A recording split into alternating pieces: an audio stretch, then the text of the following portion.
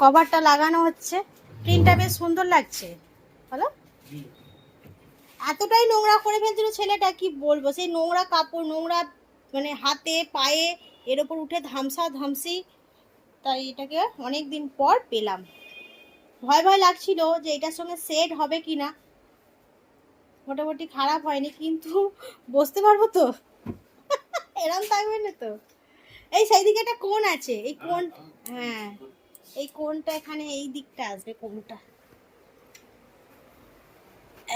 এরকম আসবে।